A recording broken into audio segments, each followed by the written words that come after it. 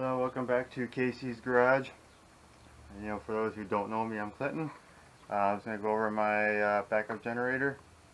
This will be the first half of the video, and then I'll have to edit both together. So here's the generator.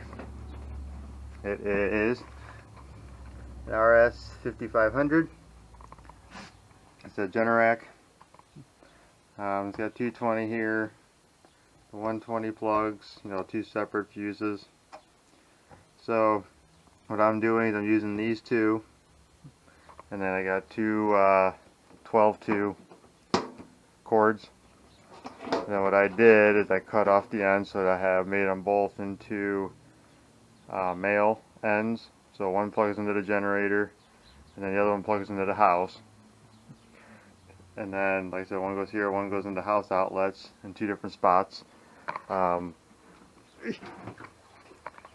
plugs into the sump pump outlet outside, and then the other outlet goes through the window. The other cord goes through the window and plugs into the washing machine, and then from there it back feeds into our fuse panel. I have yet to use this, so hopefully it all works out well. I originally wanted to use the dryer 220 plug, but found out that won't work for me. So that's what I ended up doing. I got these cords off of Amazon. It was cheaper. They're 25 foot a piece, and then it's got these plugs for like $3 a piece when I ordered the cords. It came with little tie straps. So I started up about twice a month to keep it working, and then keep fuel on hand, because otherwise, if it doesn't start and you don't got fuel, the generator don't help you. So that's about it. I'll link the rest of the videos together through the software, and then you'll see the rest of this video. The first half, when I did it, apparently didn't record, or my dumbass didn't hit the button. So that'd be all, and I hope you enjoy the video.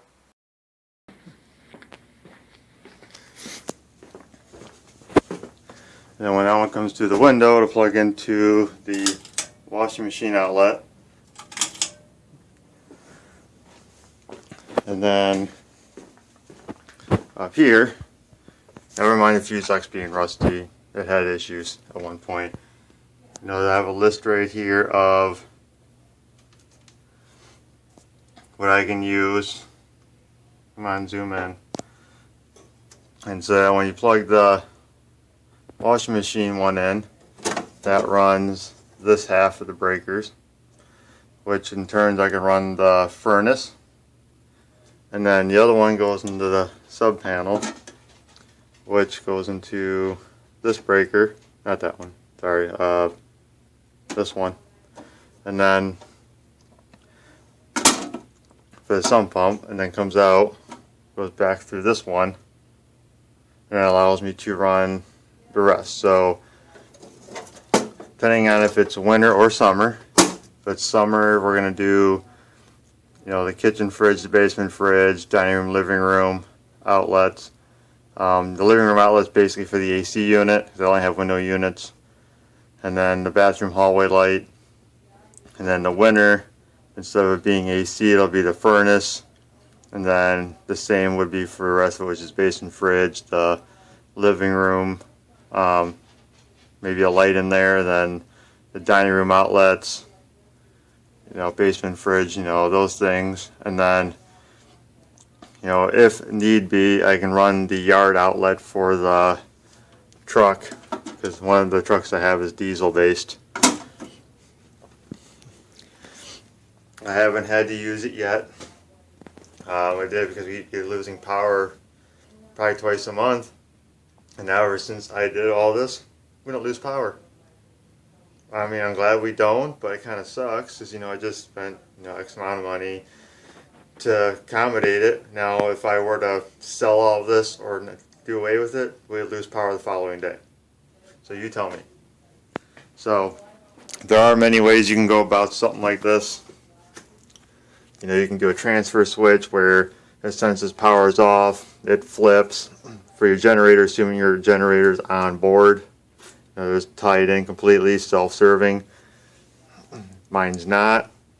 Otherwise, your next option would be to still have your transfer switch, but you come down here and you flip it, and then it would, hook up to the generator. But then you also have to make sure your breakers that you're running are either set up inside it, or you know which ones to flip to run, because most generators, unless you have a really big one, you can't run the whole house.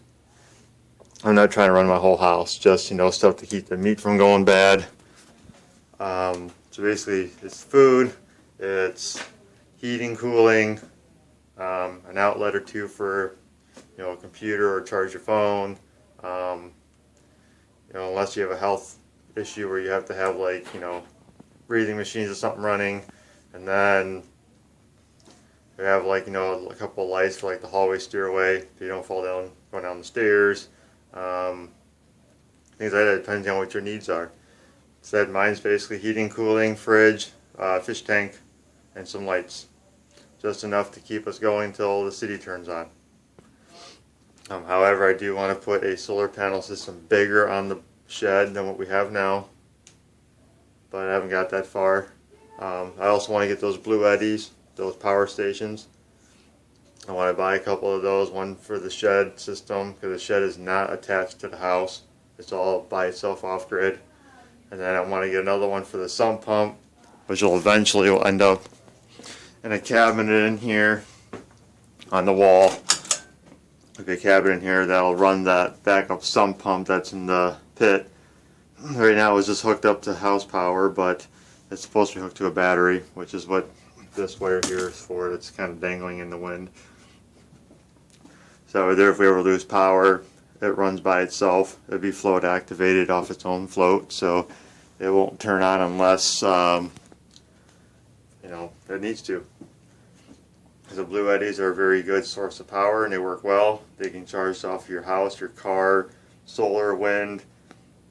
So I'm working on buying those, but we're getting off subject here. So the whole point of the generator is just to keep us with power, or if you're on a job site and need power. So as far as other ways to do this, I mean, you could use 220 off of it, but you gotta keep in mind in your fuse box, each leg that comes in from your house goes down to each one. So 220, both poles can come off one side, but it doesn't come over here. So if you want to power both sides of your fuse box, you have to find some way to wire it to where you can have both ends. So that's why I did the 120 volt plug way with those two outlets, because one outlet, like I said, plugs into here, the other one goes into here, back feeds through the wire into this, which then feeds this side. Otherwise, if I did the 220, one of these would only be hooked, like this is the dryer, but only this side of the panel would be live. So which means none of all of this would work. So I mean, there's several ways to go do this. Obviously, if you have an electrician do all this stuff, really, I mean, what I did works for me, but it's at your own risk if you want to mess with the power in your house. You can burn your house down, short things out, fry things, electrocute yourself. Make sure whatever it is you do is done right, otherwise it ends bad.